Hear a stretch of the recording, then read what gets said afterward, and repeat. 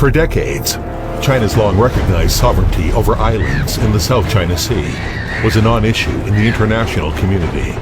All was settled until the Philippines attempted to claim islands and reefs far off its shores, and the world's media picked up on the story.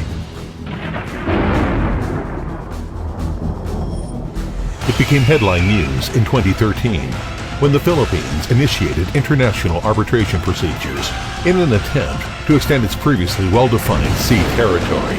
On the surface, the move might seem like an attempt to seek a resolution, but the Philippines is only bluffing. It knows full well that China will never accept arbitration over a make-believe or imaginary dispute.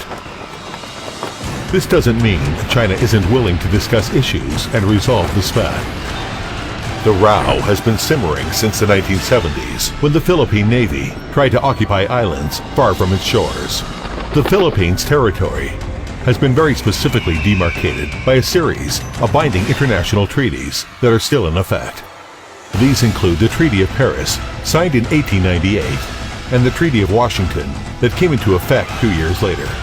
There is also the Convention between the U.S. and U.K., signed in 1930.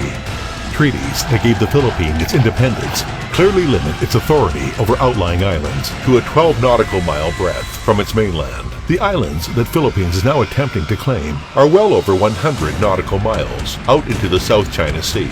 After accepting its internationally negotiated independence in 1946, the Philippines government soon began to attempt to wiggle out of the multiple treaties it had signed and ratified.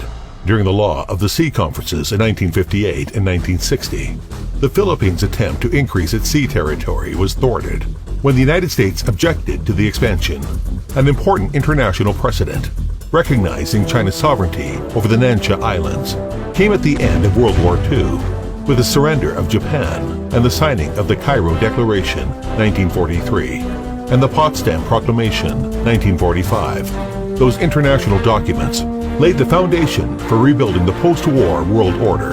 The Cairo Declaration required Japan to surrender all Chinese territory it had so brutally occupied and seized, including Shisha Islands and Nansha Islands in the South China Sea.